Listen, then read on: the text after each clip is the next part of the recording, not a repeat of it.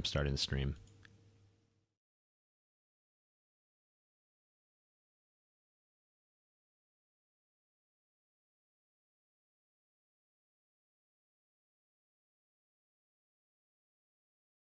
"1888. Terror grips the streets of London. Jack the Ripper is on the prowl tonight on Deep Fat Fried."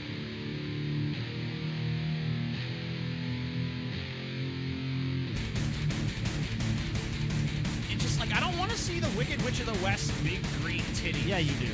Maybe, Don't lie, TJ. I mean, maybe if I'm like jerking off with some porn on the internet or something, like, oh yeah, Wicked Witch. What do you think I meant when you were having a sandwich? I don't Fucking list. you lost it. Not at this point on the fucking list, Scotty.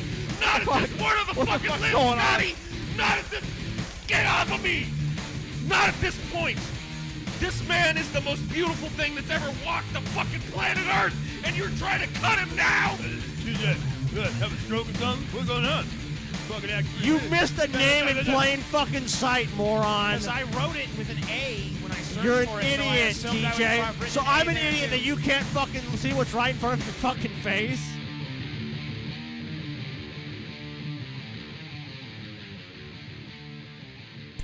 Whoa. Whoa. Yeah, boy. Whoa, bro. Crazy fan-made intro. Yeah, man. Fans making intros and shit up in this motherfucker. Just makes me want to. You know what? I'm not gonna say anything. I'm not gonna say anything. I will say one thing. What are you gonna say? Don't get used to it. 'Cause we- Why shouldn't I get used to it? Why because some greater things are to come. Oh my god, dude. You guys have no fucking clue. That's all I'm gonna say. Yeah, if anyone guesses it, I'll be like, damn, they guessed it, but I'm not going to tell you. Yeah. You have to be fucking surprised. So, Jack the Ripper. You know, when we took this assignment under our belts, whatever the fuck you want to say, Whenever we selected this, yeah, you know, we person. thought, man, this should be an easy one. Jack the Ripper, yeah. There's not too much there, right? Just a guy killed some people. Wrong. Yeah, There is so much information available about Jack the Ripper. It's fucking insane. Not only that, but just the references to Jack the Ripper in every single fucking type of artistic media. I was gonna say historical. I mean, just cultural. I mean, the cultural impact. We kind of underestimated. We're like, Jack the Ripper. People don't know who that is, so it'll be like, yeah, I know. I've kind of heard of that. You know, maybe I've heard of that, but maybe you don't know much about it. And the more that TJ and Paul like dived into this fucking concept and this guy, we were just like, what the fuck? There's so many fucking movies. There's so many books. I mean, and there was people cashing in on this shit. Not just years later, but like immediately when it happened, like there was novels coming out about this shit going on. I mean, like the research was overwhelming. Like, I mean, of every topic we've covered, I never thought Jack the Ripper is going to be the one that's just like, holy shit, look at this. But like, there's just like, if you go to Wikipedia, there's just articles within articles within articles. Like, so much of it's not even on the Jack the Ripper page. You got to go to like extra pages and shit. And even the Jack the Ripper page, like when it comes to things like how many movies have been made with Jack the Ripper in them, there's not a comprehensive list of that anywhere. There's just too many of them to list, I guess, in one place. No, like I could not find that list, and it's that way on almost everything. Like there are just references to this dude in every corner of our culture, and they're just continuous too. He doesn't seem to lose steam. 130 years after his crimes, he's still pretty much just as much he's more of a cultural phenomenon now than he ever has been. I mean, he kind of just was like the archetype of like, this is what a serial killer is. Yeah. I mean, like in terms of like the media and stuff, I mean, I don't think there was like a media figure as like a serial killer as a media figure before Jack the Ripper. Now, maybe I'm mistaken about that. Maybe there were some other fucking ones that were in the papers, but like when you really start to fucking list off the serial killers, like he's the one that's like, okay, that's the fucking the guy who fucking, you know, created the archetype, basically. you have this mystique around because he's never caught. He's never caught. There's never any information that even gives you a good identity. It's all rumor. When you read into it, it's rumor. So no one has any fucking idea who this guy was. There's a lot of guesses. It's all myths, all rumors. So, I mean, that's the perfect thing. I mean, the legend, it's like a real legend. You know, it's something that you can, like, this really happened, so there's something real to it. It's not just total bullshit. We know these people are murdered. Well, I'll tell you, TJ and I split this up between the historical facts about Jack the Ripper and his crimes and what we actually know about the guy or person that did this. And the cultural shit.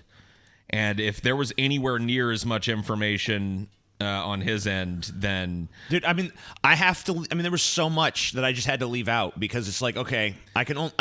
The only stuff I was able to really cover in like the allotment of this show is just the strict facts that were super pertinent.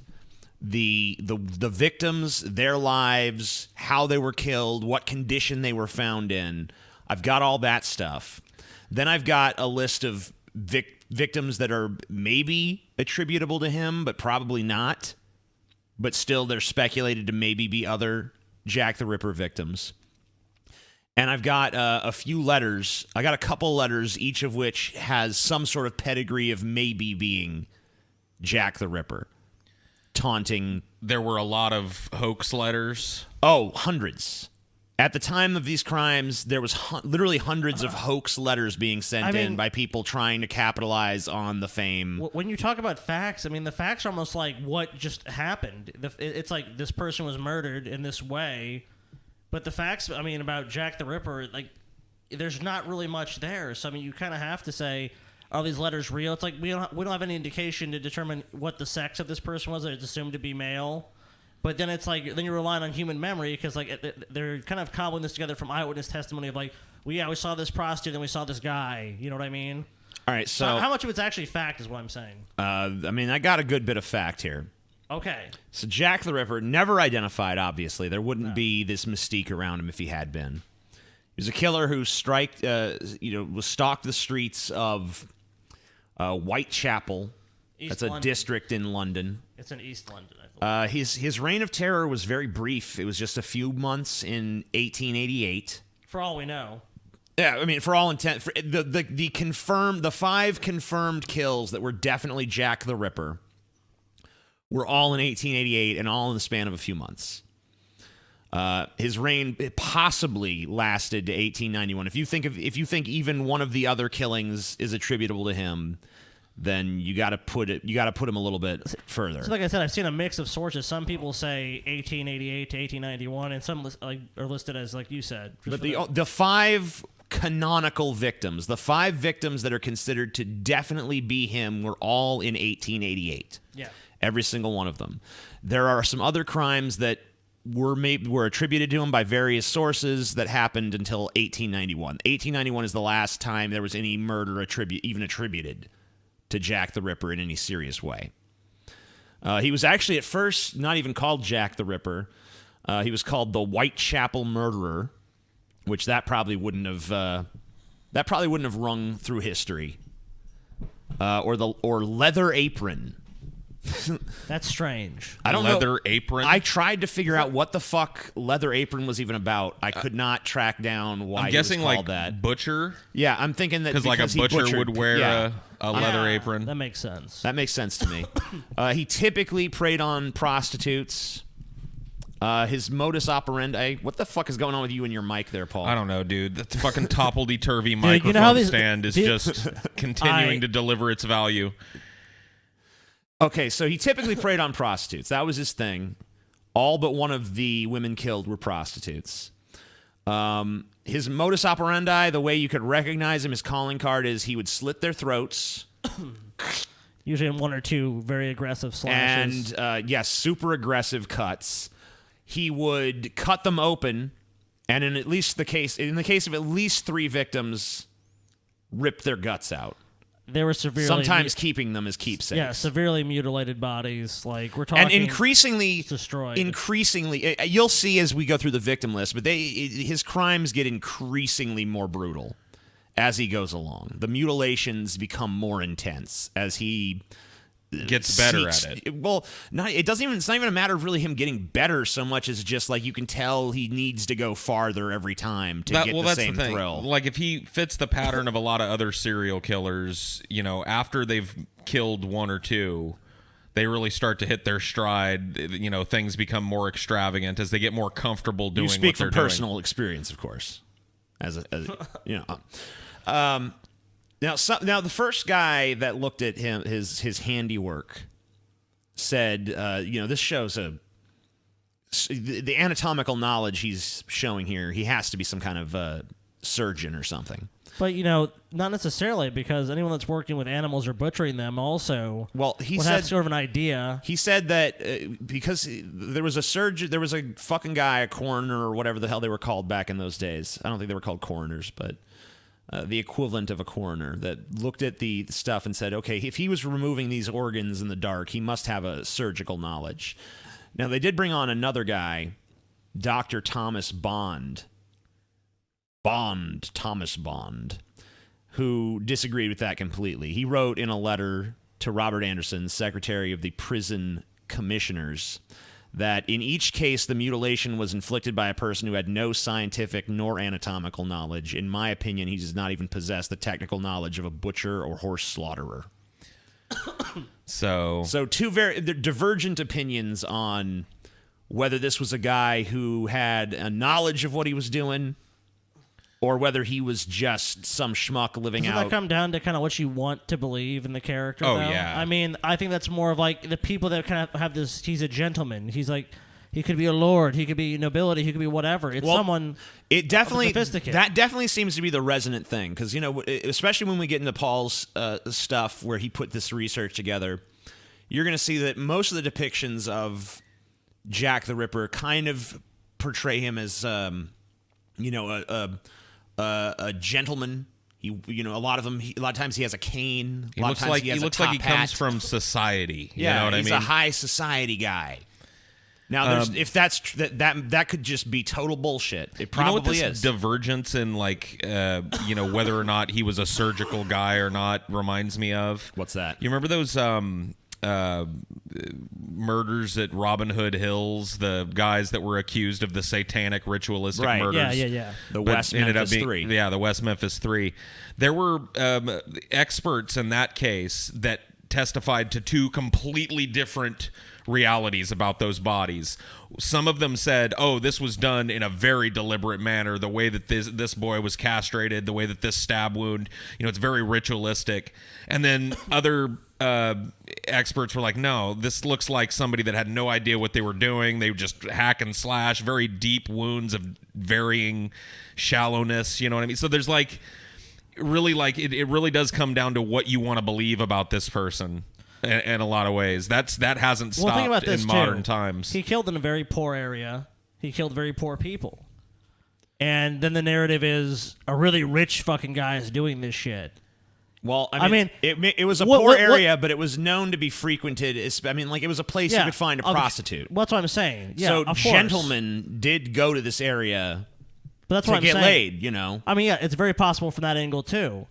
But I'm saying it could also be very well, a class thing. It could be like this rich sophisticate's coming and killing all these people. Yeah, he could have just as easily have been a pimp. And then you have another narrative. I'm just saying, he could have been. He could have been the pimp of some of these chicks. You know what I mean? Investigation wasn't exactly what it is these days back then. Yeah, there's no DNA. It's kind of just like, what did people see? Did anyone see anything? No, we don't really know. We can make some guesses. So, like I said, he didn't originally have the name Jack the Ripper. That actually came from a letter that's known as the Dear Boss letter. It was mailed to the Central News Agency of London on September 27th, 1888. It was written in red ink. I can show you guys the letter right here. This is the letter. Now, I know that it's probably pretty hard to read this sort of handwriting with our modern sensibilities, so I'll go ahead and read a transcript I have here. This is a 2-page letter. It's not that long, though. Dear Boss, I keep hearing the police have caught me but they won't fix me just yet. I have laughed when they look so clever and talk about being on the right track.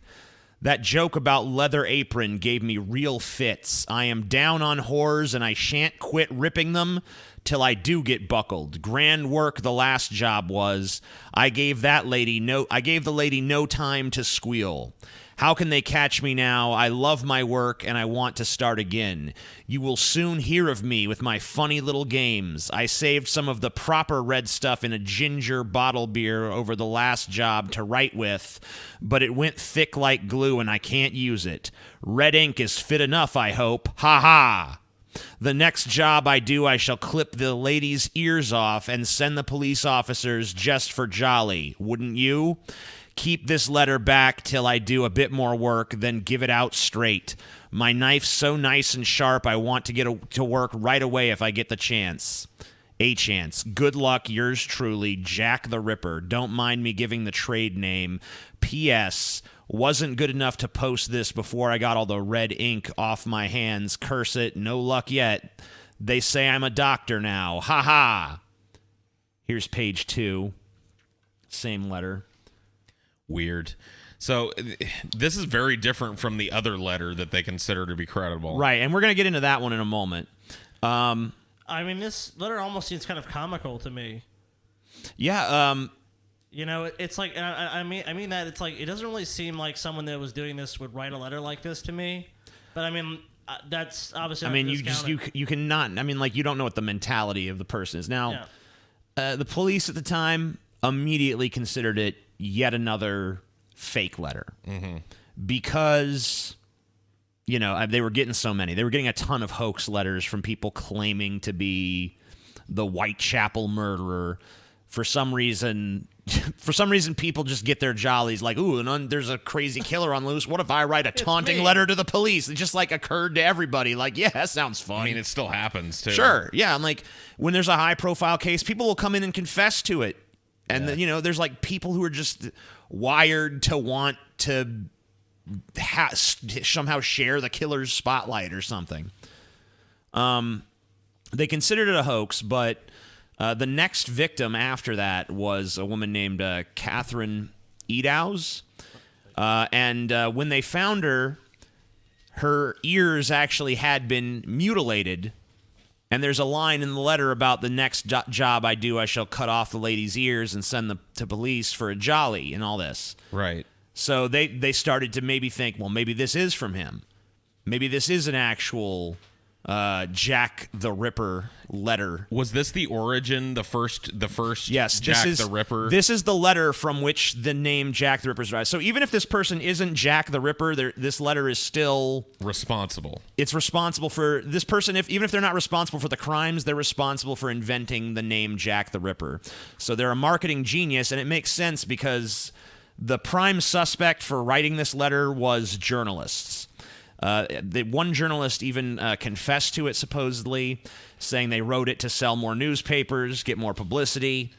This is the first kind of big media serial killer event. I mean, the media was probably having their sales I'm sure, were through the roof because people have this intrigue. Like every night, like, did he kill someone else? What's happening? What are the police doing? Are they closer to catching him? I mean, it's just like getting your first like true crime story that people are kind of addicted. Well, you've seen that movie Nightcrawler, right? Yeah. Yep. Where the journalist is, you know, he's not just covering news. He's actually trying to create events and, you know, use deceptions and stuff to make things happen that he can then be on the scene of and report on. And it's almost kind of an offshoot of that kind of behavior where some journalist is like, oh, I'll write this creepy letter that I think the deranged killer would write, and we'll publish it in the paper, and we'll show it off to everybody, and we'll send it to the police and all this other stuff, and oh, it's going to be... Because, you know, I'm sure that was running through all the London newspapers at the time. Oh, yeah. I mean, like it was a media circus even then. Huge media circus around Jack the Ripper, even though he was the Whitechapel murderer then. But I think pretty much from here on, Jack the Ripper as a name really just stuck. You know? The final verdict sort of on this letter is that it's a fake. It's not widely believed to be really from him. It's widely believed to have been from a journalist who wanted to draw more attention to the story and get some more sensationalist headlines out of it. So then is it possible that Jack the Ripper himself committed the murder after this was published just to try and throw people off his trail? Could be. Corroborate a letter that had nothing to do with him? Yeah, maybe. Yeah, it's He didn't cut the ears off and send them to the police or anything. There's another letter that probably bears looking at because it's the letter that is the most likely to have actually been sent from Jack the Ripper. It's known as the From Hell letter. You might remember the term From Hell from the graphic novel that was by Frank Miller, I think, or was it Frank Miller? Frank Darabont. Okay. And then there was a movie based on it loosely with Johnny Depp and stuff. Really terrible movie. Yeah. This is that letter. Okay. I'm going to pull that up for you guys. You see, this is not as well written in terms of handwriting and stuff. It looks... These big splotches you see, they say, are indicative of someone who maybe is not really used to using a pen. Okay. The spelling, I know you probably can't see it here, is abysmal. I'll just highlight some of the spellings as I go. It starts From Hell. Mr. Lusk. We'll get into who he is in a minute. Sore. It's just S-O-R. I don't know if that means sorry or that's supposed to be sir. Sir, probably. I send you half the kidney. There's no Y at the end of kidney. It's just Kidne. I took from one woman, prazarved it. It's like a fucking bad internet commenter. Yeah. For you, t'other piece I fried and ate. It was very nice. Nice is spelled Nise. I may send you the bloody knife. There's no E at the end of knife. That took it out for you. Only wait. W-A-T-E. A while longer. No E at the end of while. Signed. Catch me when you can, Mr. Lusk. Mr. The Mr. Lusk he was addressing was George Lusk of the Whitechapel Vigilance Committee, which was a group of volunteers, kind of like a neighborhood watch that sprung up when he started committing his crimes. Was this letter accompanied with the kidney? Yes, it was. So that's why this is most certainly from him then. No. They speculate that, cadavers, especially then, were not that hard to get a hold of. Medical students or anyone who knew a medical student could have easily accessed it. Grave robbing was easy back then. And there's no way for them to... There was no DNA test, of course, for them to say, hey, this is definitely from one of the victims. Nope. Now, there was a victim shortly before that. It was actually the same woman whose ears were nearly cut off, the Catherine Eddowes, who her kidney was one of the organs that was removed from her body. So... there is a strong possibility that this is from the actual Ripper. It would tell a totally different story. A gentleman of society, a top hat wearing, cane toting, well-heeled gentleman of society would probably during this time have been able to read and write. Well, or is that not true? Here's the thing about that. They think that the misspellings here don't make sense for an actually person of this literacy level because really? Look, he knows to put the silent K in knife, but leaves off the E at the end. When he misspells while, he still spells it with the silent H. Like he doesn't. If you were someone this stupid that's going to misspell while, you'd be like W-I-L-E. Right. But instead, he leaves off the E. So he knows that what a kidney is, but he spells it without the Y at the end. There's lots of problems with this. Yeah. It doesn't really seem like this is an authentic... This is probably this person trying to play around. If this is from the Ripper, then it's either he had a very weird developmental disability that made him have weird misspellings of words where he kind of grasped rules of grammar that were more like, because like, who the fuck, if they're too stupid to spell the word knife, still knows that the K is silent? Yeah, it'd be like NIFE or some shit. I mean, you make a compelling argument, but that still is speculative. It's still speculative, but it's something to think about. Because it just seems incongruent. But don't you kind of feel like, I feel like this whole story, you're kind of just like that. You're kind of like, yeah, you get pulled in one direction, and then something else pops up, and you're like, now I'm being pulled in this direction. So I feel like I'm being pulled in all these different directions and theories, and it's just... I mean, that's really kind of why I think Jack has stuck around so much in the culture. It's because, like, he did these at a time where there was a big media to follow everything he was doing, but no real tools to investigate it. So it's a story that invites people's speculation. It invites you to project your own...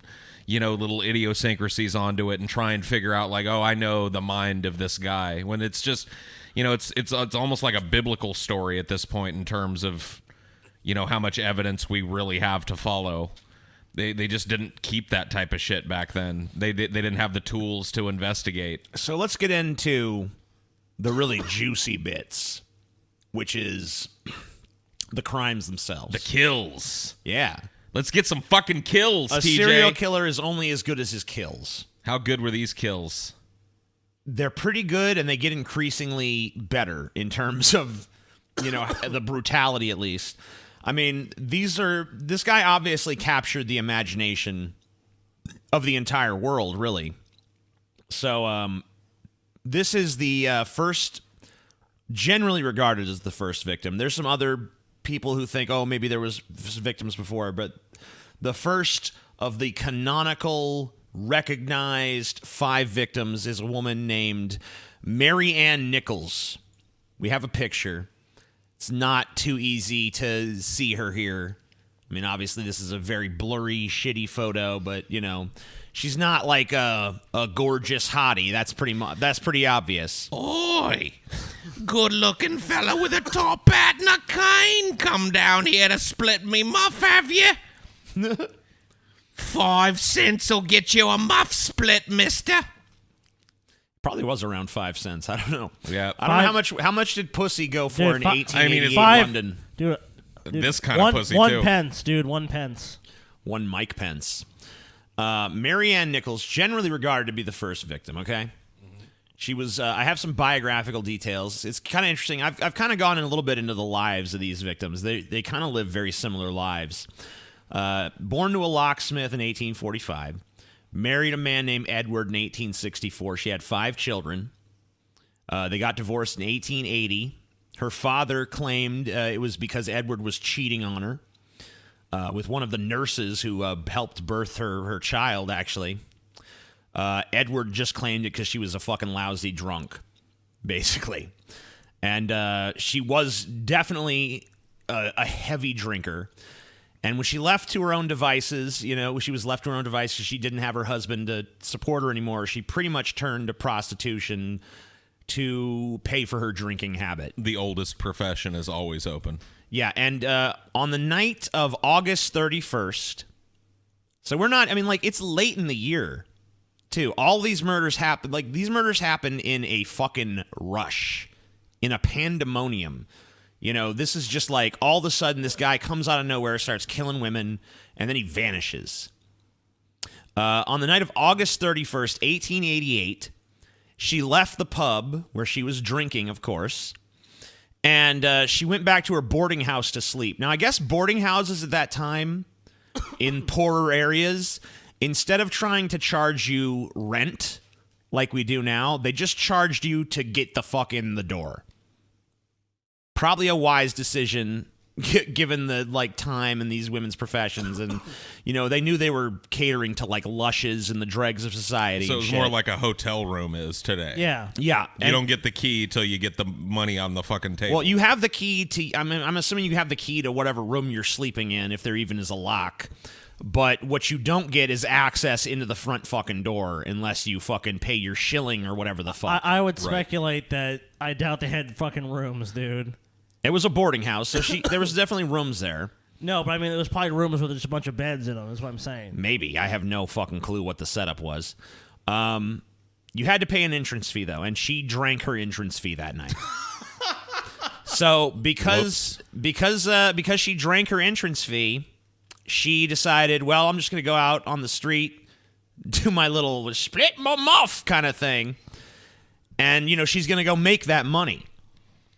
Isn't it crazy how the smallest things can change your life? Yeah, it's like if this bitch, doesn't drink her money away that night, maybe she lived 20 more years, 30 more years. Maybe. Who knows? Guess I'll have to go jiggle a bloke's twig and berries then. Easiest thing in the world for her at that time, I guess. Shake a shilling out of him. So she decided she's going to go make some money on the street corner, doing the world's oldest fucking profession. At 4 a.m., she was found on a street on Bucks Row. Her skirt is pulled up around her waist. Her throat is slit twice. Her abdomen is sliced open. There's no missing organs or anything at this point.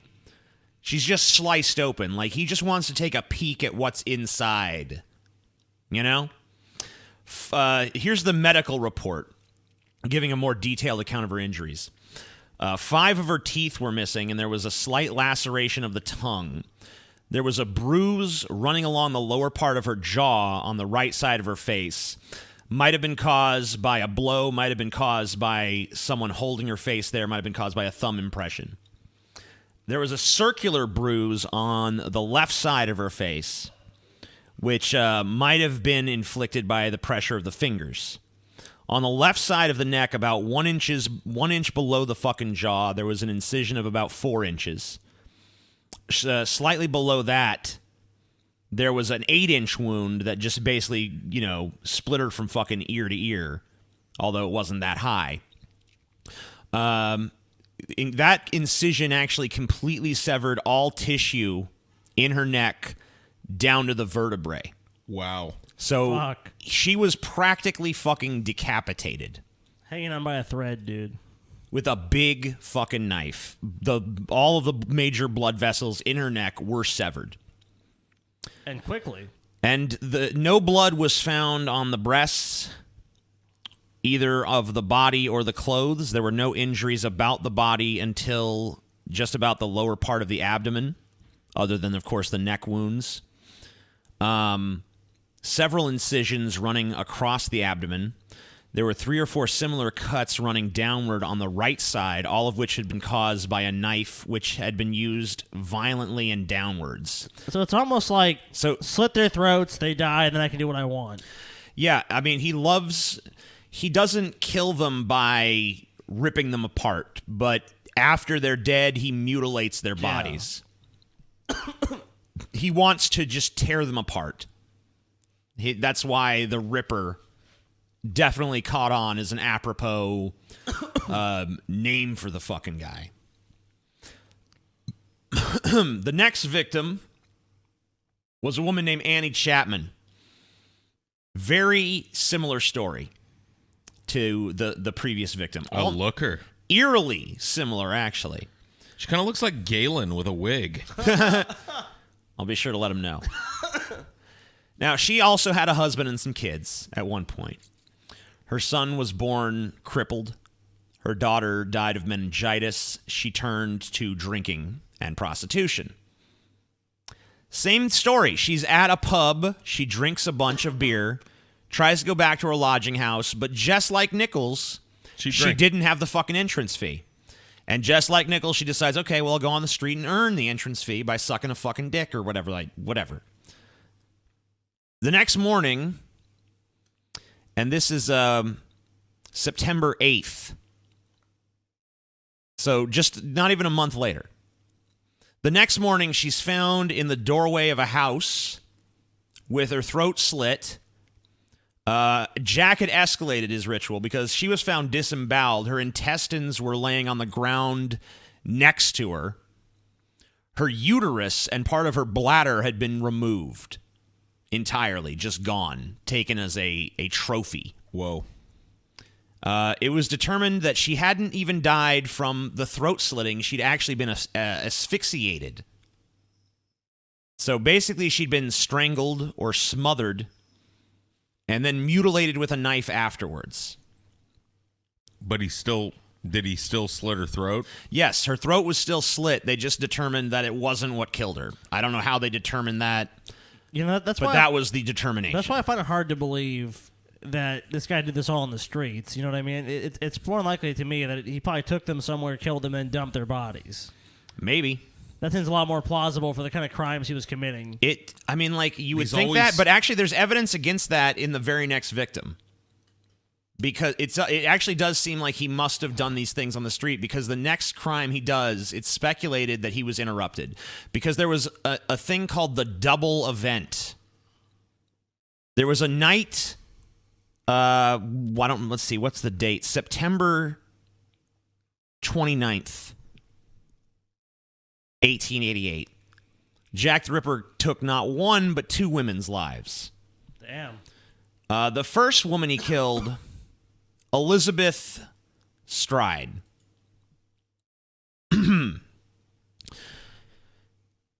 She was the victim. She has a kind of a different backstory. She was never married. She was a prostitute from a young age. She wasn't like these other women who once had something going on and then turned to prostitution later in life. She just pretty much started life as soon as she was old enough to be selling her body. She was actually a Swedish immigrant. She once gave birth to a stillborn baby. It didn't live. It was dead at birth. She was, I guess she, I'm sorry, I was thinking she actually was married, but her husband died of tuberculosis in 1884. They never had any children together. She was apparently something of a liar, because she would tell people that her husband and her children, which she never had any children other than that stillborn baby, she would tell people that they died in an infamous 1878 Thames River steamboat accident. And that she to what? Like to garner sympathy? Or yes. Was and she also running a scam? She's probably at least doing a little bit of a confidence hustle.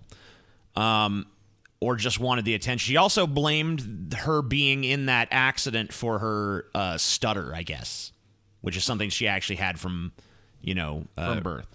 childhood. Now, she was seen earlier on the night of her murder talking to and kissing on what was described as a respectable-looking gentleman. But she normally would have been doing that anyway. Yes, exactly. But he was never identified. Also not surprising how many Johns are identified. Her body was found the next morning.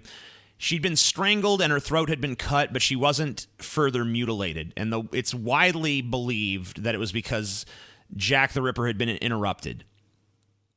That someone had come along, maybe seen what he was doing, maybe he freaked out and ran.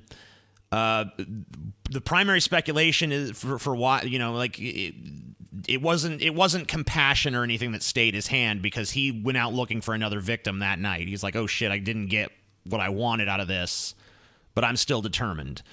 So on the same night, he also ended up killing Catherine Eddowes, or Eddowes, I don't know how her name is pronounced.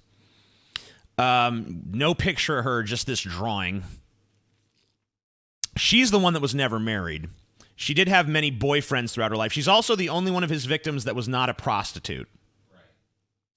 Right. She had one long-term boyfriend she lived with for 20 years, had 3 children with. She was also an alcoholic. And her alcoholism is actually the reason that her 20-year relationship came to an end.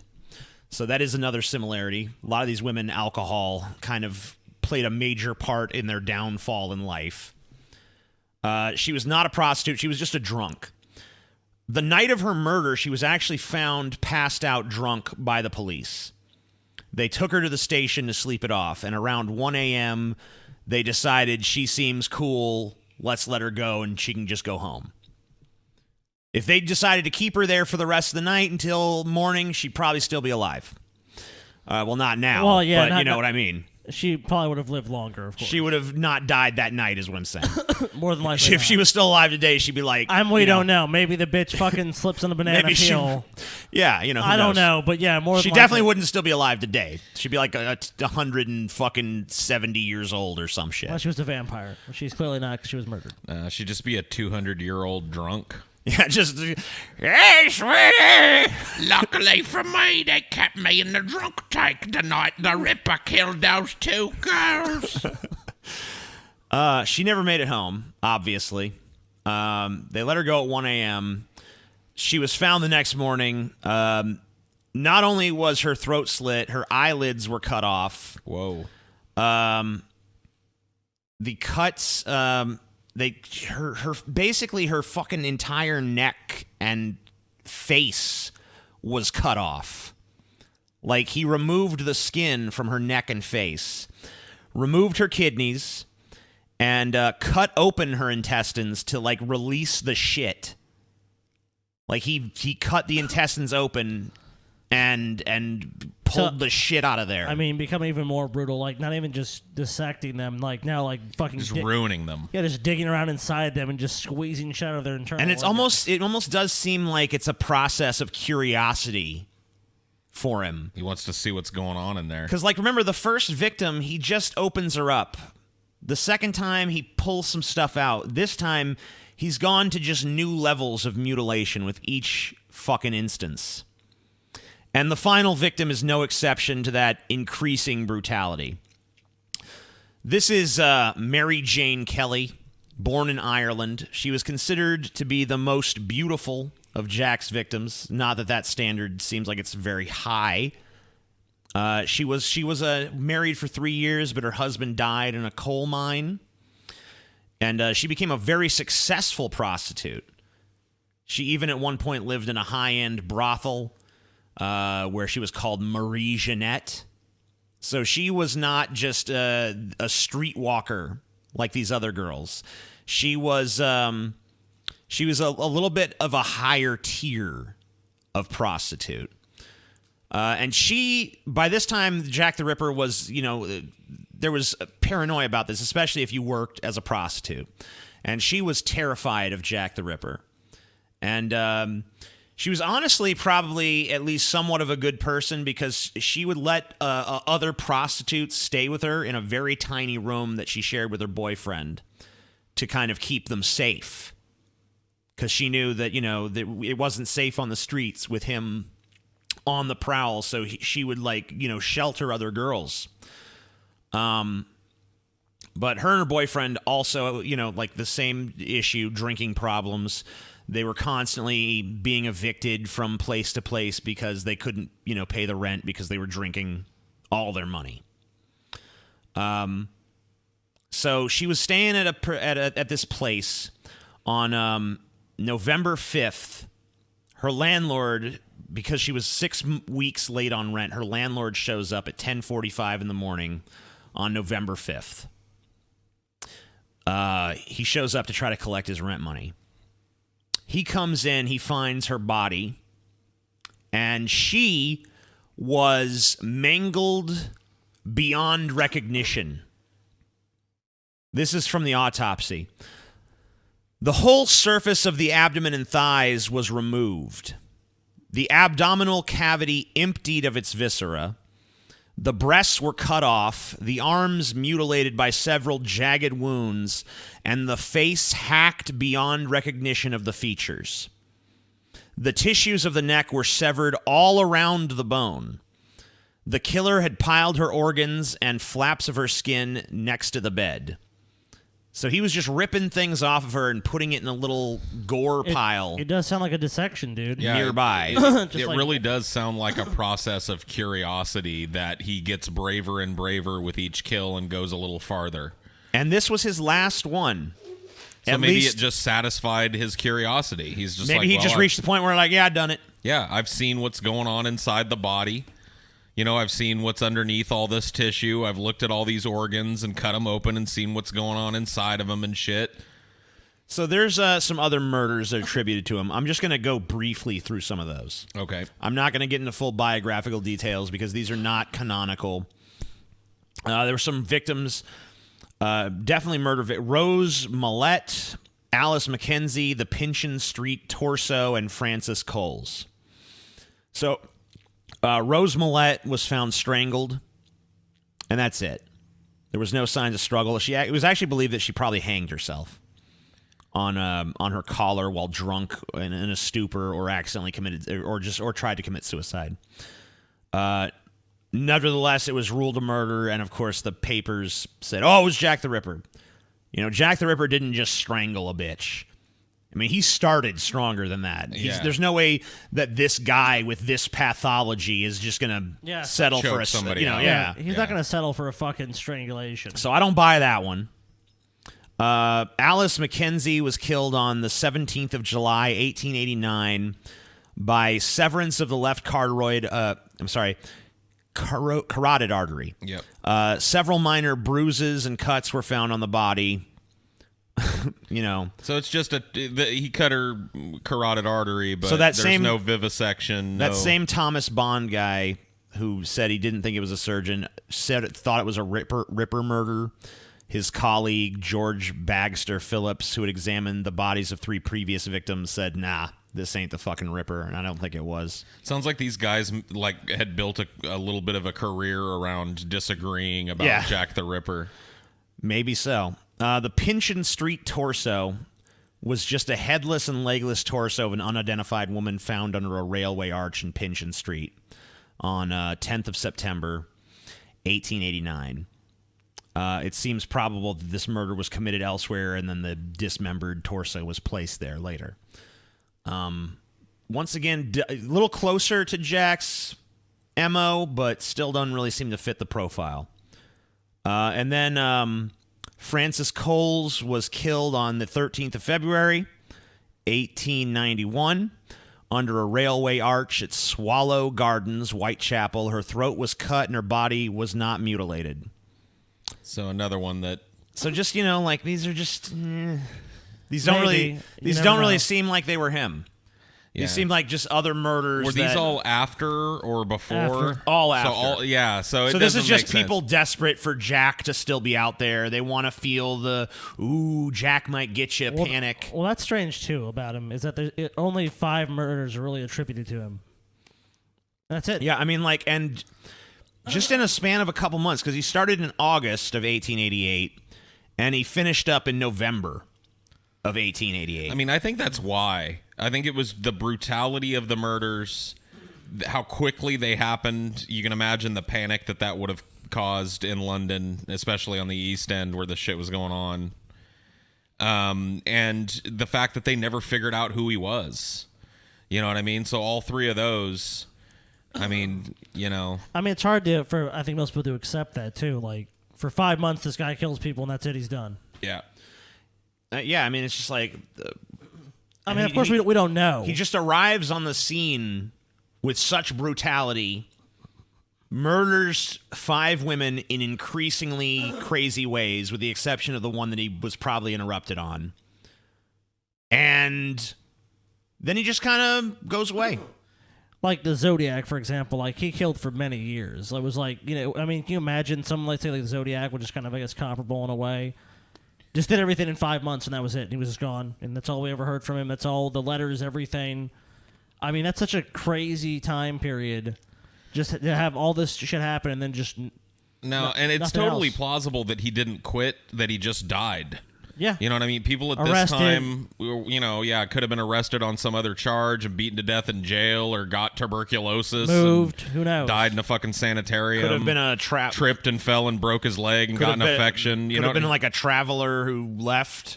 Yeah, could have emigrated elsewhere. Maybe continued his crimes with less aplomb somewhere else. Who knows? There's really no way to know what the fuck he did afterwards. There are some other murders attributed to him, but the further you get down this list, the less and less it seems like the MO of Jack the Ripper. Now, there is a strange thing. There is one victim who almost meets the profile, because their legs have been cut off, abdomen open, intestines drawn out, heart and ear removed. Kind of sounds like him. Yeah. But the problem is it was a 7-year-old boy. Not really his thing. Not his thing at all. So that's about the closest I see to his actual style of crime being committed on this list of things that people possibly attributed to him. I mean, but could it also be then he moves on to something different. Yeah, I mean, maybe he had satisfied his curiosity with women and was like, well, Let's see what it's like to kill a little kid. and it's not, you know what I mean? If you want to get a look at a male body, it's probably a lot harder to subdue and think about, committing that type of intimate, you don't have the impetus to get them alone like you would with a prostitute. You know what I mean? So I guess it's plausible in that. He picks one of the weakest among society, some little ragamuffin kid from the shitty poor neighborhood. Maybe. It's totally, yeah, that one I'd say is probably the most plausible of any of them that you read. And it was about a month after his spree ended. It also could have been that someone was reading about the career of Jack the Ripper and his MO and said, "Ooh, that sounds fun, but I'd rather do it to a little boy." So I mean, there's always copycat things like that gets into the cultural zeitgeist. I mean, there's been Jack the Ripper has actually had copycat killers. That's something we could have gotten into. But, oh yeah. Instead, we decided to focus the second part of our research on the cultural phenomena of Jack the Ripper. Yeah. I'll tell you, dude, it's really overwhelming. Like, I kind of figured that he'd been referenced because, everybody kind of knows about Jack the Ripper. Oh, yeah. Everybody's heard the name. Everybody kind of has that association of, a dude with a knife and a top hat and a cape. You know what I mean? But the sheer amount of shit that has been written about Jack the Ripper and filmed about Jack the Ripper through every type of medium, from fucking books to video games to music to musical theater to plays, movies, radio shows. It's fucking insane. I want to show something here. Now, this is something that you discovered. This is the cover of the first book that was ever, well, it's not even really a book. It's more of a short story, but whatever. It was a published work called The Curse Upon Mitre Square, which was one of the places where one of those killings, where one of the bodies was found in one of the killings that TJ just described to you. This was actually published in 1888. So Jack the Ripper is still actively killing at this time. Yep. This comes out. So immediately there's people capitalizing on these crimes. Immediately. I think it says 20 cents, dude. Yeah. Yeah, this might actually not be the original cover of it. This is just a very old cover. I see it says New York down there. The original book was released in London, obviously, to people that were hot for new news about, so somebody already saw that Jack the Ripper was something that people were probably going to want to remember and already started capitalizing on him. Why wouldn't they? Especially in the city of London. I mean, it's a highly populated area. And people are curious about him. And people they want to know about him. And I mean, these things are mostly just like, a lot of them build themselves at the time as being like, this is what happened. I mean, of course, they're really not. They're just sensationalized retellings of the events. And he escaped London pretty quickly in terms of his reach. I didn't pull a whole lot of information about it, but he crops up in Norwegian short story lists within 10 years of his killings. So he really, he never really, his ascent never really stopped. And that continues to this day. He continues to just get more and more shit written and made about him to this day. And it just never really stopped. Once he started killing, the publishing started. People started looking at this story and going, I can make money on this. Let me just show people how overwhelmingly large the Jack the Ripper in fiction section on Wikipedia is. And this is, keep in mind, this is a totally incomplete list. This is not even complete. We're talking about. I'm just gonna start scrolling down. This is the book we just talked about. Here's the many novels influenced by Jack the Ripper. Tons of them. Other novels include, and this is not even complete, theater, opera, and musical theater. Like, people have made numerous musical theater fucking productions about Jack the Ripper. Yep. The film section is huge. I mean, it's just absolute. And once Television, again, totally huge. incomplete list on both of those as well. Comics, huge. Manga. Yep. Manga. I was going to pull something about the manga just for the weebs in the audience. I guess we can talk about it. I guess that I've actually heard of this because I date a weeb. Black Butler is a show. I asked Ashley about it, and she said it sucked. But apparently it's based pretty loosely on Jack the Ripper.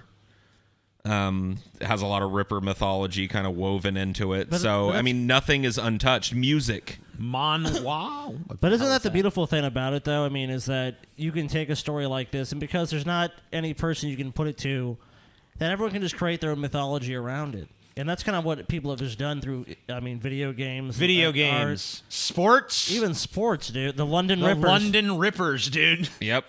So wait, this guy fucking in 1888 like kills and mutilates a bunch of women. Read the last line of that sports thing. The choice drew criticism from the mayor and a local women's shelter. Well, yeah, because you're naming your sports team after a fucking dude who mutilated bodies. But I mean, like, I guess you can't deny that the motherfucker captured the imagination of the people. Look at this. Yeah. An incomplete list of his fucking, like, this is a dude, we don't know who he is. I mean, this is the kind of point where you got to ask, like, was this worth fucking 5 prostitutes dying just to give us this? I'm just thinking of the name, like, the Tel Aviv Hitlers or something. You know what I mean? Yeah. Like, what the fuck, dude? The London Rippers. So, London Rippers. As I started pulling stuff for this, I quickly came to the realization that in order to fit the length of show that we do, like, even if it runs long, I'm going to have to just try and select a few things and kind of go through and show the span, of decades that he's remained relevant and how it's impressive. Perception of him has changed in fiction. The early works, like The Curse on Mitre Square, were just kind of like crime novels. They didn't really dramatize him much. They were based a lot on facts that had been in print. Yeah, the first big one was this book, The Lodger, right? Now, The Lodger is a book that doesn't even mention Jack the Ripper. But it's clearly based on. But it's 110% based on Jack the Ripper's mythology. And here's the cover. You research. There's actually, we have some film adaptations of this. There are as actually well. 5 film adaptations of The Lodger. We'll get to those. But this book is basically about a couple who have a house with an extra room, and they decide to rent it out to this guy who moves in, and he's a very well-to-do, well-heeled, gentlemanly type of guy, single dude, very nice to them. They like him. But he keeps odd hours, and it just happens to be around the time that some murders are going around by a killer the press has dubbed the Avenger, interestingly enough. So instead of Jack the Ripper, it's the Avenger. And this couple, so it's a book basically about, it's a suspense novel about suspicion and, whether or not you can believe what your eyes tell you, when you don't have any evidence, but you feel very strongly. So this couple kind of descends into this conspiratorial nightmare where they're just absolutely sure that this man is the Ripper, but can't find any evidence. They can't quite prove it. That story, like I said, everybody agrees is based on the Ripper's mythology. I mean, you see the artwork that they use. That's a more modern cover of The Lodger, obviously. Sure. That picture of Jack the Ripper doesn't really, as far as I could see, doesn't really start to show up in the media right away. It's a relative, I mean, it might have been back in the day, but really that kind of hunched over, top-hatted, cloaked, gentlemanly kind of killer thing is way more modern usually. But well, of course, I mean, you're gonna have people in that era are gonna look at it differently because they're actually living through that time period. Whereas that as time goes on, the things we remember about them are really because more of the mythology is what we're remembering. We're not really remembering the facts of the case. Because, I mean, I bet you before you guys researched this video, you didn't know much about the actual case. No, I didn't. No, not at all. That's what I'm saying. So all you knew was this mythology, which we all, like you said, Paul, you think of Jack the Ripper, you're thinking of a guy with a fucking top hat. And the night, he's carrying a knife, he's fucking prowling, he's trying to kill these prostitutes. I had no idea how brutal his crimes actually were. Like, how much he just destroyed the bodies that he fucking... Yeah, same here. I learned that live on the show. I didn't get to research that end of it, but I had no idea how the brutality of it. That's what I'm saying. It's I always thought he just like cut the throats of prostitutes or stabbed them to death or something. That's that was always saying. I did not know about the vivisections and the removal of organs and shit. That was all new to me. But clearly the brutality played a role in sticking him in people's minds. Yeah. Well, always up in the ante, too. I mean, it wasn't like he just, like you said, he killed, and then it's like, well, a little bit further. Let me just bit further. bring us back to The Lodger here, because This actually made its way into. It was actually one of Alfred Hitchcock's earliest films, right? It's considered by a lot of people to be his first quote end quote masterpiece. He made one full film prior to this. I'm struggling to remember the name of that.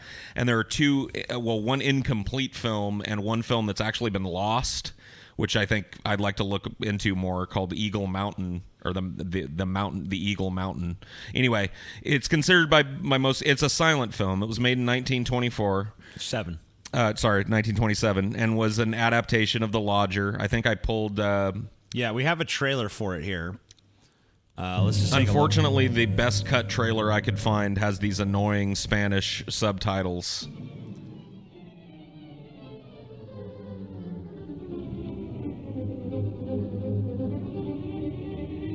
Murder, murder.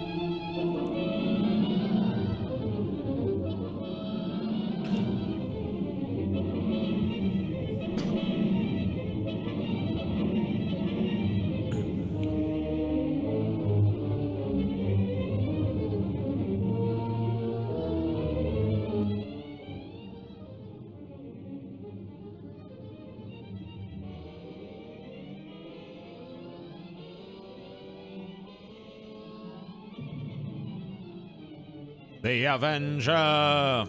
So, a very different kind of cinema than we're used to. Silent films are, I really actually like them.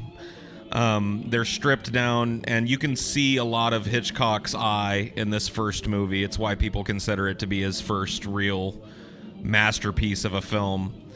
And it's widely considered to be the best adaptation as well of The Lodger. There have been, like I said, 5. And to give you an idea how far the image of Jack the Ripper has been degraded since this, I pulled the most recent adaptation of The Lodger. The Lodger, which was made, I believe, in 2009. Yep. Let's take a quick look at what they've done since. And I think you'll notice a big problem right away. Okay, what do we got? That's pretty nasty. Any witnesses? No. LA County Police believe the murders may have been designed to imitate those committed 7 years ago. I saw the sign out front. Other room for rent? Come in. What do you do? I write. So now set in modern day, History is repeating itself. Jack's back. Jack the Ripper in London over 100 years ago. And the killer Over 100 years ago, eh? I got mud on him last night, walking across the garden. until the list is complete. Wants to know. I'll do anything. We'd like to come in and ask a few questions. What's back there? It's just an extra. So it's just turned into a boring, unwatchable modern crime drama. Yeah. Yeah, this is dog shit. He'll kill 2 more women. You're not gonna find anything. The Lodger. I mean, all the shit you can do with Jack the Ripper, and this just seems like the most And that's what they did. milquetoast, watered down. Probably not any real brutality. Probably like they're dead. He shot them or he stabbed them. Alfred Molina. One of the things that I read in terms of Jack the Ripper's presence and stuff is that he really started in the 1960s in all media, in books and film and all of that, to be like a placeholder villain. Like whenever you needed just a shadowy dude that was evil to the core, Jack the Ripper was used. And he was used in so many different ways, it's insane. One of the things, while we're still talking about literature before we fully move on to film and shit, Okay. is that Jack the Ripper has been a foe of Sherlock Holmes's multiple times. In multiple different adaptations of Sherlock Holmes novels, he has gone toe-to-toe with Jack the Ripper.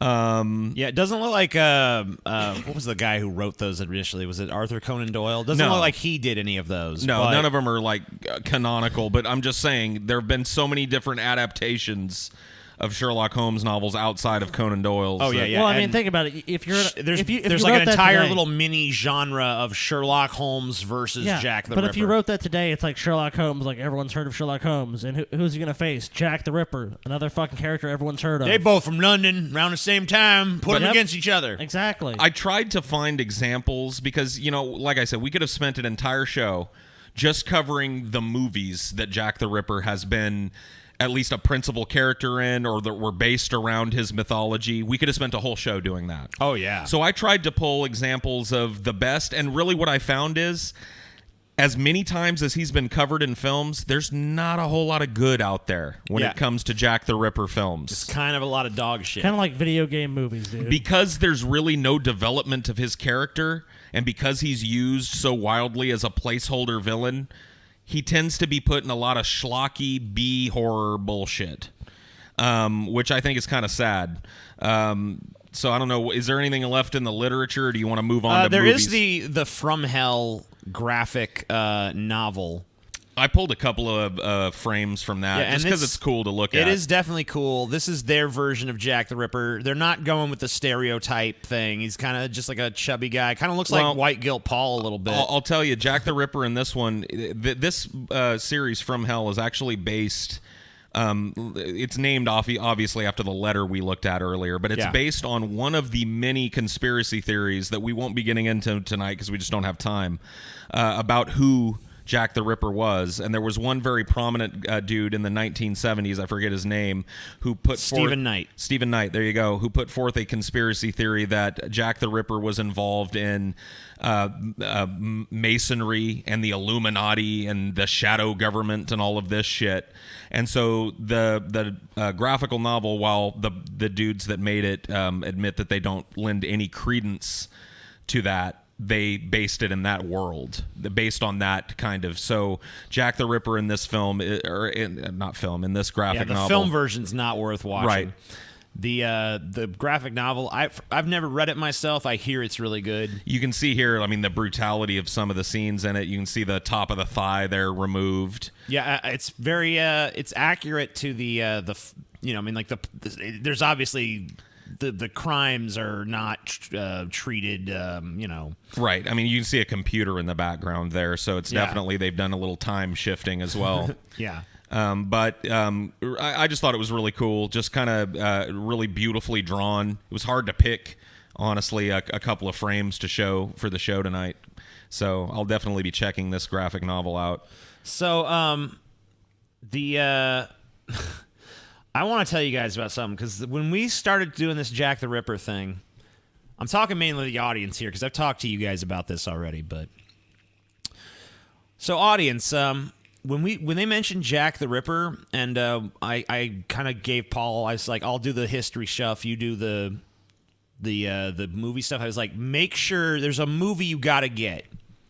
There's a movie you gotta fucking get, because I remember watching this as a kid, and it stuck in my mind, not because of any performance, not because of any memorable moment or line or anything. The only thing I really remember about the fucking movie is the premise of the movie.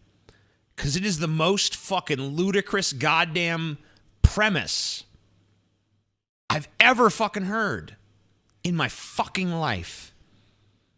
So here's the premise. H.G. Wells, the author of The Time Machine, as well as other classic sci-fi, actually built a time machine. Okay? Okay. He actually built the time machine. No, hold on. So how does being an author make you have Well, I the mean, knowledge to build That's a the time least of the problems. Yeah, I mean, machine? No. I think he What was. the least of the problems? Like he invented think he time wa- travel is a pretty big fucking problem in my. I think fucking he was a mind. scientist or something, or had some knowledge Oh of science my or God, whatever. dude. He didn't build a time machine, but whatever. You know what? I'm willing to suspend my disbelief. Sure, H.G. Wells invented a time machine. You're willing to suspend I'm your willing- belief that he I'll- built a time machine. I'll grant it that, because you know what? If that makes the story work, whatever. But here's Okay, the story, whatever, though. TJ, Here's the you're story they're trying to serve with that All right, contrivance. fine. What is it? He was H.G. Wells, not knowing he was Jack the Ripper, was buddies with Jack the Ripper. Oh, Okay? Jack the Ripper finds the time machine and goes to present day to resume his killing. Okay? What in the fuck? Who the fuck thought this was a good idea? And then H.G. Wells also goes to the future to pursue his ex-friend. Didn't he take the time machine? Well, the time machine comes back. The time machine returns automatically after. What? Why? What? That's just how the time machine works, dude. So you're willing to fucking buy into the time machine? That makes no sense. Yeah, I mean, well, look, I mean, movies are about suspending disbelief, but I mean, like, but this one is fucking ludicrous, dude. Now, this is no, I'm not even done. I'm not even done. Okay. So you might think this sounds like the premise to a goofball comedy. Nope, treated completely seriously. And here's the thing. If you have to classify this movie, the genre that best fits it is romance. Because it's really more about H.G. Wells hooking up with some bitch in the future while they're hunting Jack the Ripper together. Yeah, it's... Here's a trailer for that.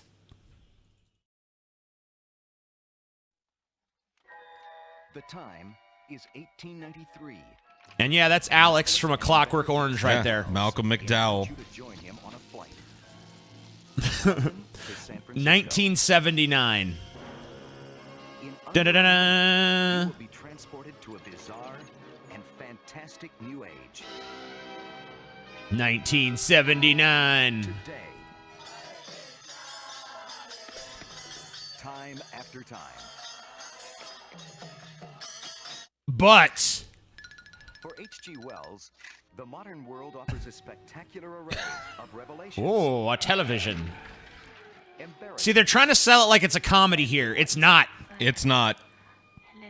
I didn't remember this movie until TJ started talking about it this afternoon, and I was like, oh, yeah. This is like just one of those, like, I can't believe this is... Uh-oh. His visit will be somewhat more dangerous. For he is pursuing Jack the Ripper, a villain who has eluded his fate by escaping into time. 90 years ago, This trailer sucks so bad. The movie's not much better. No, honestly. it's not. It's a terrible concept for a movie. It's something that I can almost guarantee you, like you would think nobody would ever greenlight this even once. But you'd be wrong. Yes, Dude, you would. If you can't simply explain the plot of a movie, if the trailer has to be a fucking long explanation of what you might want to watch, no one's gonna watch it. Mary Steenburgen. from the past. At large, in the modern world. So he just blends right in to Jack the fucking Ripper San at the Francisco disco. in 79. He needs them. All right, so the story's not over. You would think it would be, though. Yeah, I mean, you'd think like, oh, hey, this obscure movie from the 70s, 1979, what a ridiculous premise. Well, in 2017, fucking ABC decided, remember that obscure, shitty movie from 1979? You know what would be a good show? That. Dude, if you need any more proof that networks are just fucking totally bankrupt of ideas. Oh my god. So, case in point, time after time rebooted. They made a time after time TV series. How could you reboot By the this? way, do you get the title there? Yeah. Time after time. Get it? Because they both traveled through time, and then they're after him. Boo. Here's the trailer for the show, which only ran for 5 episodes before they pulled it from their schedule. Shockingly enough. Good Lord, it's a toy machine, it is. Have you guessed who Jack the Ripper is yet? No. Who could it be now? Not that guy. It's not this guy. Not him. Uh-oh, it's Jack the Ripper. Him. Jack the Ripper. Mr. Wells. Oh my god. They're just doing it. And they didn't even change anything. No. And they, if anything, they just made it more dramatic. They took the same ridiculous premise and gave it an even more serious treatment. Yep. He has escaped to the future, and I... Well, oh my god, I left my time machine. Oh, there it is, it's back. I must catch him. I have a better idea. Hey, I have a better idea. What's that, Scotty? He knows who Jack the Ripper is. Why doesn't he just go back in time to when he was born and strangle him? Yeah, or go back in time to before he stole the time machine. Why don't you just go back to like a day ago and fucking beat the shit out of him and be like, you or go tell to jail. the cops that you know who Jack the Ripper is. No, I'm going to go to the future when I have no idea where he is and no way of finding him. It's just ridiculous. And in the meantime, I'll be falling in love with this random bitch. So you don't have to play this whole fucking trailer. Yeah. It's terrible. It was pulled after 5 fucking episodes for a reason.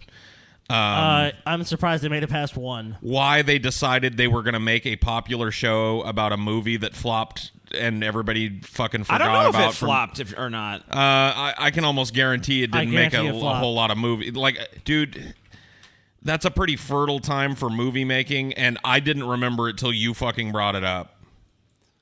You're looking up how much it made? Yeah, I'm looking it up.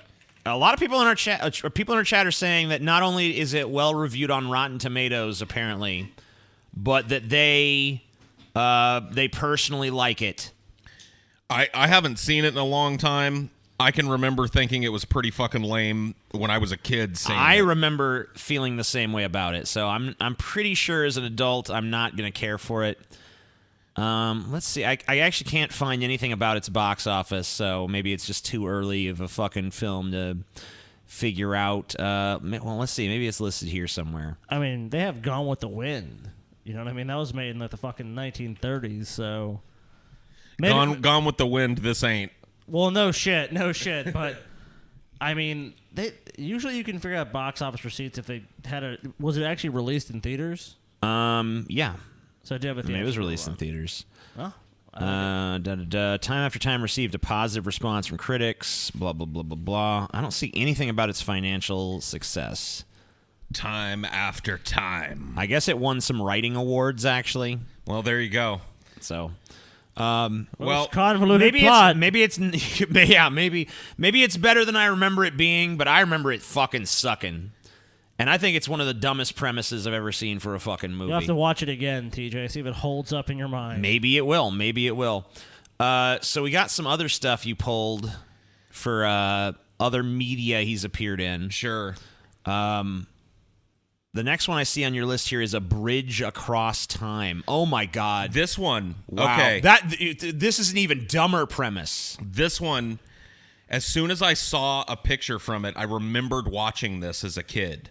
This was a shitty made-for-TV movie, and the premise is, as I remember it, that a stone from the original old London Bridge somehow finds its way to a sleepy Arizona town and becomes part of their new bridge.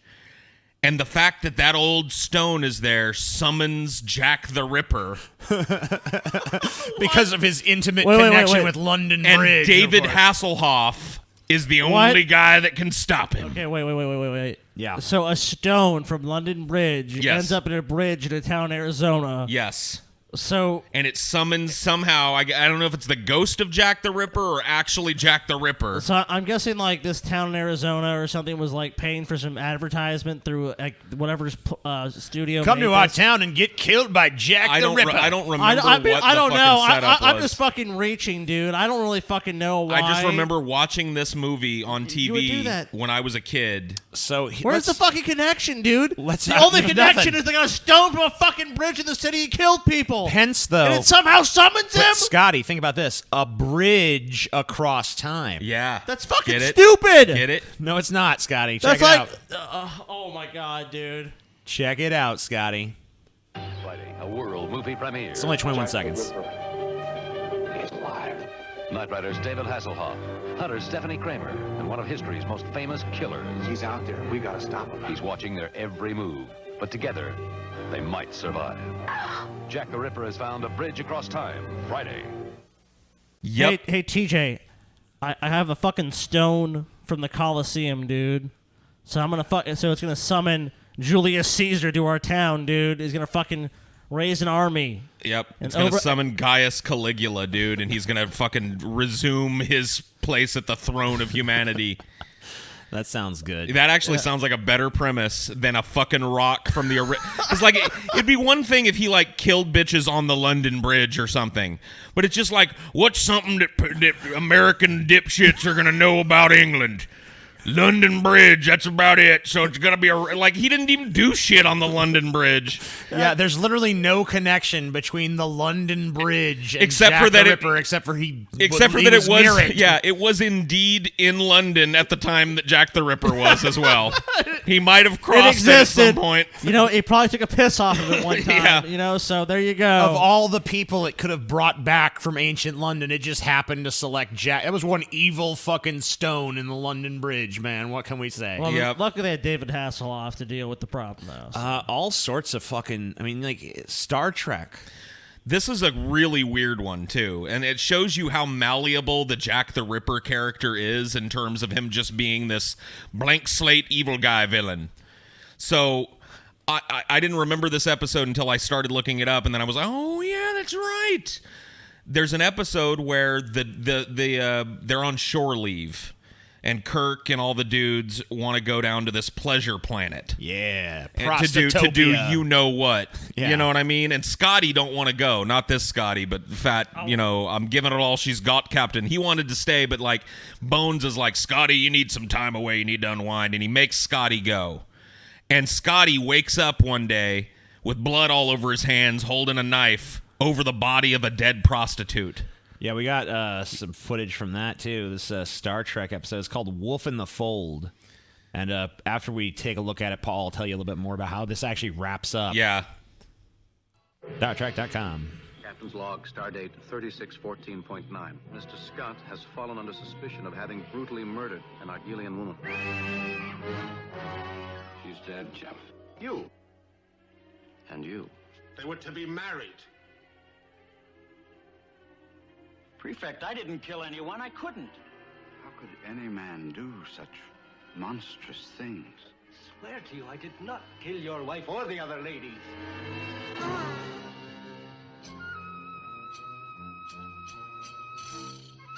Dude, you know what was going on that pleasure planet. Oh, yeah. Oh, fuck yeah, dude. I mean, come on. All right, so tell them how this wraps up, Paul. So, basically, everybody on the planet wants to hang or, you know, execute Scotty for the murders, but... That makes sense. Kirk eventually convinces them to let them beam up to the Enterprise so they can use the computers to analyze all the data and shit and figure out what really went on. And through a bunch of convoluted nonsense, it's revealed that the killer was actually Jack the Ripper, who is an interdimensional being that has traveled throughout space and time, planet to planet, committing his murders.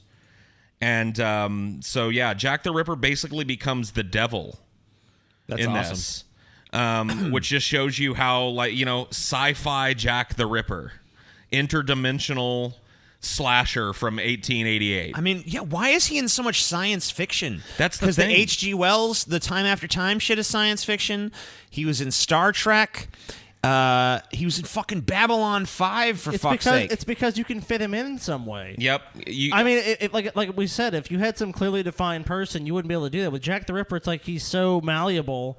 You can put him in sci-fi. You can put him in fucking comedy, for fuck's sake. He's basically like a villain crash test dummy that can just be thrown in whenever you need a dude that everybody knows is evil and doesn't question him. And even if you don't call him Jack the Ripper, it's like they can still kind of use him. You know what I mean? Like they always do. Oh yeah.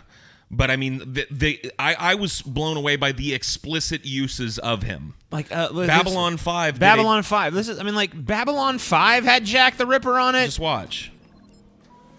I'm gonna turn this one up a little for the audience to hear. It's ready to go. I've taken care of all the clearances. Thank you.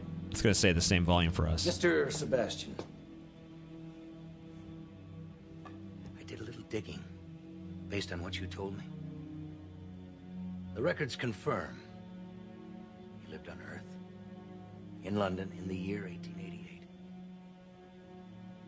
The records also indicate that you vanished suddenly, without a trace, on November 11th, 1888. Uh-oh. It's a very interesting date, Mr. Sebastian. The morning after the last of a string of murders on the East End.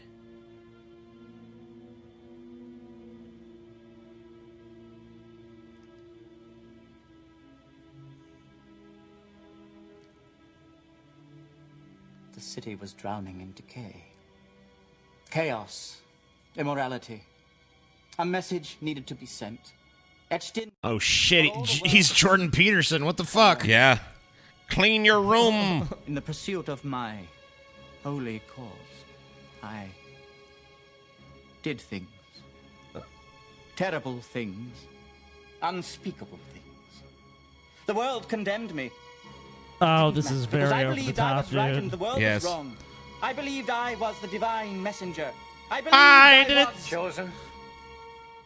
I did it. I was Jack the Ripper. Never mind the fact that there's no evidence that Yeah. any of this was I know. religiously motivated at all. No. I'm the divine messenger, Jack the Ripper. Also, this guy got away with this for fucking, I mean, how many years at this point in the show? I mean, like... Well, I mean, like the plot of this one is that some other race that they run into on Babylon 5 has this dude, I can't remember what they call him, the auditor or some bullshit, who presides over torturing people, and they have to deal with that society, and that's him. And then at the end, like, the whole episode has nothing to do with Jack the Ripper. But at the end, they have that weird scene where it's like this guy that was presiding over all this torture and shit in this society was Jack the Ripper after all. What a twist! So it's kind of like at the 11th hour they wrote this kind of. They just wiped their ass with Jack the Ripper's Yeah. mythology. Basically, they Exactly. were just like, how do we spice up this boring ass episode? I know. At the end, the villain's Jack the Ripper. So another sci-fi probably a appearance. rewrite to the episode. Another sci-fi appearance. You guys remember the movie Timecop? Yes. Yep. I mean, I know Paul remembers it. We all watched it, didn't we? Yeah. Yep. I think it was like a DP thing. We all watched Timecop. Yep. For a patron episode. Well, apparently, and I didn't even know this, there was a brief, short-lived fucking Timecop show. I don't know why, but okay. Yep. And in the 90s. And the premiere Dude, episode. what is it with time travel and Jack the fucking Ripper, dude? Well, because they are desperate to either bring him into present day or have someone from present day go see him. Yep. So I pulled a little clip from the first episode of that show. This is the first minute and 15 seconds of the Timecop show ever to air.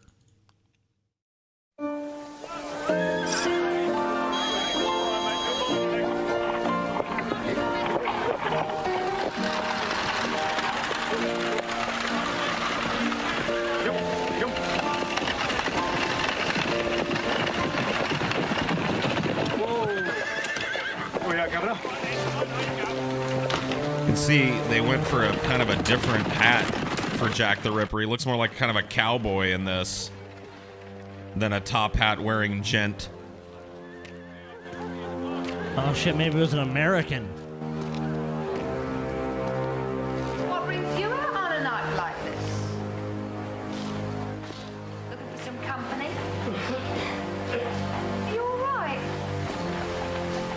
What's the matter? Cat got your tongue? Come on, Lord. You're scaring me. Oh my god! Oh my god, you're Jack! Oh my god, you're Jack! But never fear, Timecop is here. Timecop. Here apparently to document this woman's brutal murder and not intercede in any way to help her. Her acting. Oh my god, no, you're Jack! So it will probably shock both of you to learn that this show too was canceled before it finished an entire season. After that level I thought of you were quality. gonna say after 10 seasons. After that amazing Oh. pinnacle of quality television. Yeah, the guy slowly draws the knife. Oh my god, you're Jack! Yes, Oh die. my god, you are Jack the Ripper! And, you know, it really does invite laziness that he is such a template villain. You know what I mean? Like, just that. You know, it's like, how do we, you know, we got this movie, we got this show Timecop where a dude goes back in time to solve crimes. What should we lead with? Jack the Ripper! Jack the It's Ripper. like, Jack the Ripper. Ripper Jack. Here's a shitty YouTube movie, I guess. Yep. Is this also set in present day, or I don't know. It looks like it's either in present day or they did a really bad job of making it look like it wasn't. Okay. Neat. Yeah, I'm pretty sure the areas that Jack the Ripper stalked didn't look like that. No. And neither did the women he killed. At least they got the her being drunk part right. Oh, it is in 1888. Okay. Yeah. Whatever. No. Yeah, that doesn't look a goddamn thing like 1888. Or that part of London. I'm Jack the Ripper, I'm gonna kill you.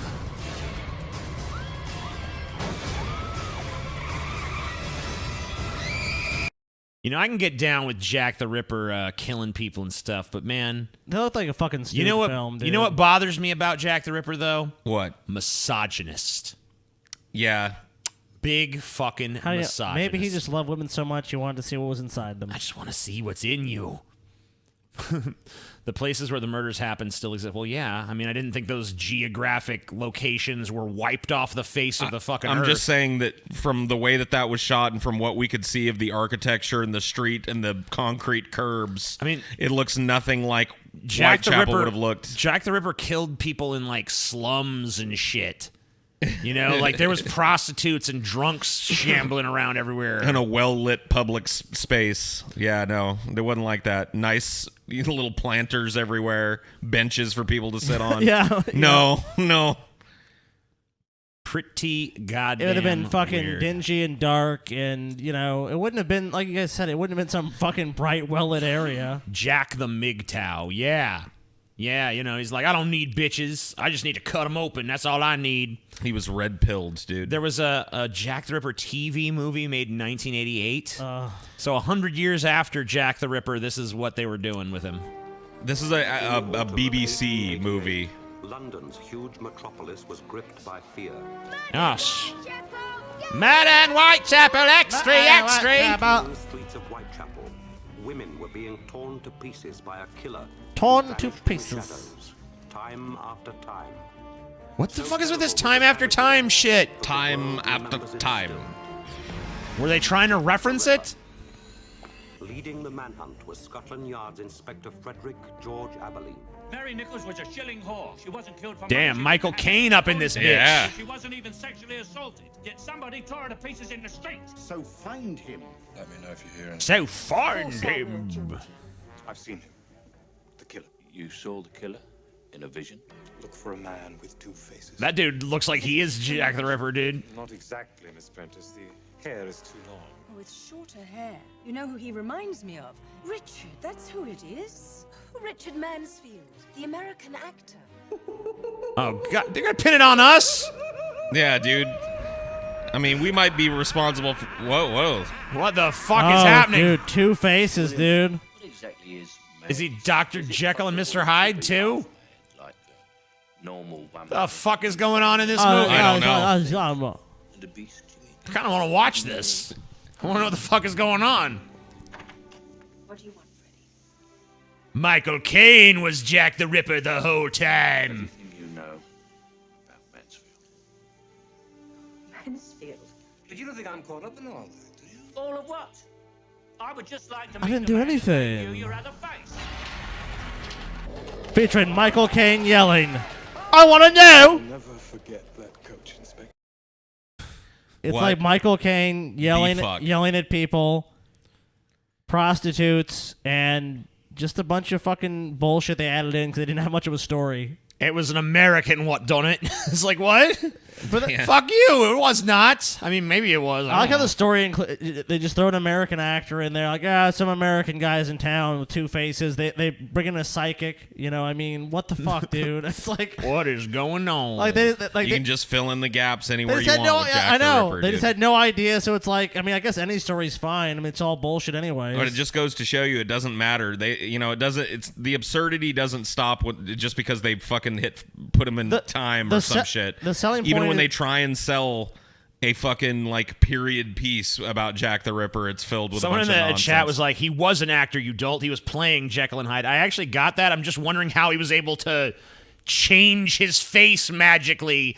Like, that kind of makeup effect takes, like, hours to apply, but he's suddenly just, like, in the middle of a scene, look totally different with this convincing prosthetic all of a sudden. That was what I was kind of perplexed about. But okay, whatever.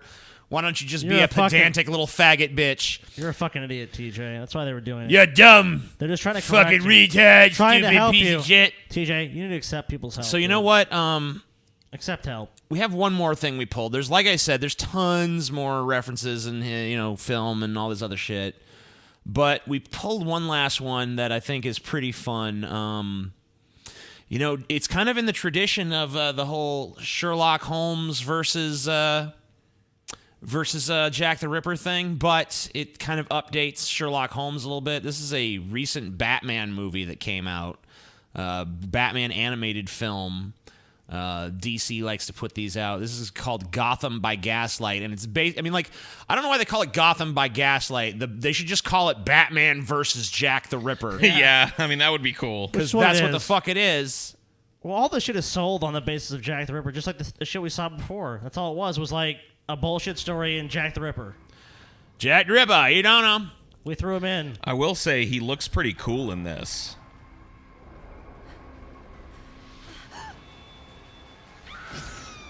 Yeah, kill that bitch. Damn, dude. There's a town preying on poor women, and the Gotham police stand twiddling their thumbs. Stupid fucking Gotham police. Your evening attire, sir. That was not the suit. I need Alfred. I'm fucking Batman. Of the Ripper. He's a skilled hunter, and he's just getting started. So now we have the answer to why Jack the Ripper stopped killing. Batman fucking caught his ass, dude. With the help of Catwoman. Dude, but fucking in this one, Jack the Ripper's a fucking badass like ninja, like hunter, dude. It's like the most dangerous game shit here. Gotham needs the Batman. Every moment puts women in danger.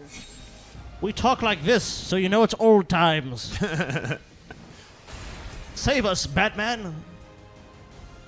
Oh shit, dude. Fucking battling on a rooftop and shit. Oh, dude, everything's burning. They're on a Zeppelin, aren't they? Was that they were on like a Zeppelin that or was something? a Zeppelin, dude? Fuck. I thought it was. You know what, dude? Of all the shit that I looked at today, that's the coolest portrayal of Jack the Ripper that I saw. Easily.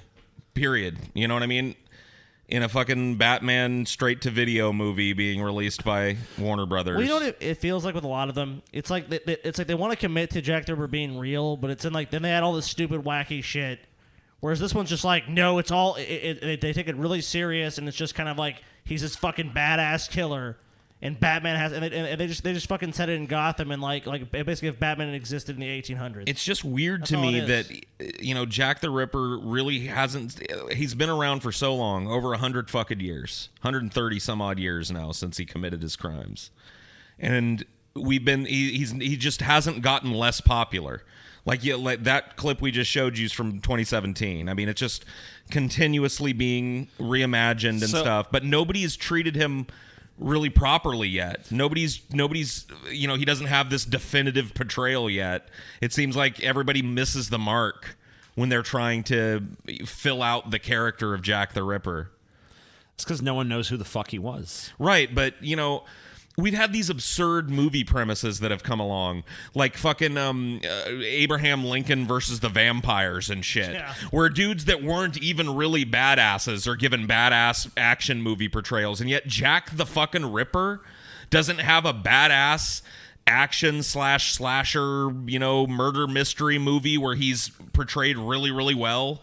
I mean, if there's one out there, I'm willing to be corrected, but I'm telling you, I looked at a lot of clips from a lot of this shit, and it just seems like he's abused more than anything in the media that covers him. Well, it's like a lot of the movies and stuff, they revolve around the mystery of Jack the Ripper. It's not really how he was killing; it's who it was he. They're really a lot of it's kind of this focus of either it's like trying to catch him, like I saw time after time, or it's just like who was he? What was he doing? How was he doing? Let's try to we have these leads. Let's try to track down the killer. Yeah, it just instead of establishing a killer. It just seems like he's a cool enough villain, or you could fill him up with enough of your own attributes to make him a cool enough villain where we could have one of those Joker portrayals of Jack the Ripper that everybody remembers, but we don't really have that. I mean, the closest that I saw that came to a really good cinematic portrayal of him was that 1927 Hitchcock film. So, let's talk about some of the stuff we didn't talk about in this episode. We didn't get it all into the numerous conspiracy theories about him. We didn't get it all into suspects, which are still there's actually a bunch of people called Ripperologists who are to this day devoted to trying to figure out who Jack the Ripper is, to solve the mystery once and for all. And many of them have solved the mystery. Oh yeah, plenty of them have solved it. Pointed the finger at some historical There's figure. There's been over 100 people identified as being Jack the Ripper. Dude, it was Winston Churchill. Oh He yeah, fucking did it, dude. Including H.H. Holmes, the guy who built the crazy death house in was it Chicago? Yeah. Some people say he's Jack the Ripper. There's tons of stuff that we didn't even get to cover in this just because there was so much shit to go through. So if you guys like Jack the Ripper, if you'd like to see a sequel to this where we fucking cover more shit, be sure to give us a thumbs up to let us know, like, we were into this. Yeah. Let us know in the comments. Yeah, reach let us out know to it. if you want to see us cover some more Jack the Ripper. It won't be the next episode or anything, but we might cover him again in the future because there is still more to go over. And patrons, because your opinions matter 5 times as much as your average person's do, let us know as well on Patreon or elsewhere. If you're a patron and you want to hear more about Jack the Ripper, you want to see us try and solve the mystery. Yeah, maybe we can each put forth a theory. You know who I think is Jack the Ripper? Who? Ted Cruz. Damn, dude. I'd buy it. Did you get the announcement to make about the Prohibition show? Oh, yeah. The Prohibition show for patrons only is happening on Saturday. We will be drinking and covering the topic of Prohibition this Saturday. Sweet. Correct? Yeah. Yes, correct. So patrons get 2 shows this week. They get a Friday show. And a Saturday show. And then the next day, a wasted-ass dumpster fire of an attempt to cover a topic while we're all out of our mind on moonshine. By the way, I sampled some of the moonshine that we will be drinking on the show last night. You saw about how much I drank, TJ. Yeah. Let me tell you how my night went. I got cascadingly more drunk, immediately got into a meaningless fight with my girlfriend, and passed out for 3.5 hours. So this is going to be an insane fucking show. It is going to be probably the most insane DFF episode ever. I mean, there will be blood. There will be blood, dude. Yes. I'm hearing that George Bush is dead. I don't know if that's actually true. What? Oh, is that true? George Sr.? I'm hearing it from multiple people, so maybe it's actually true. Dude. I mean, I know he's been in really poor health for and his quite wife some time. just died. Yeah. It says here that he's in intensive care, but the rumors are swirling that he's already passed. So, and they're just waiting to announce. Yeah, Wow, it just that hasn't happens officially a lot announced. of time when people are married for a long time. One of them dies, and then just you know, the other one can't handle the stress, and they just go just like that. Yeah, it's just like the stress of that is just too much for the old. Or maybe he was killed by Jack the Ripper. He's Think back. About it. Jack's back, and he's killed the ex-first lady. And whatever her husband, happens, the ex-president. We'll be covering on Flash Fried Wednesday, I'm sure. All right, so we will see you guys on Wednesday with Flash Fried. We will see our patrons on Friday with the Friday episode, which will also be on a serial killer. Which one you get to guess. And then we will be doing a Prohibition episode for patrons only also on Saturday. If you want to become a patron and get in on that action, our Patreon is listed down below. We have over 2,300 patrons last I checked. We also are going to be doing a 12-hour show next month. And at this rate, it looks like it won't be long before we're doing a 24-hour show. So check out our Patreon down below. If you enjoyed the show, give it a thumbs up. Tell us if you want to see a sequel where we cover some more Jack the Ripper, because there is definitely more to go over. And with that, I guess that's pretty much it. Fuck off. Yeah. Good night. See you later.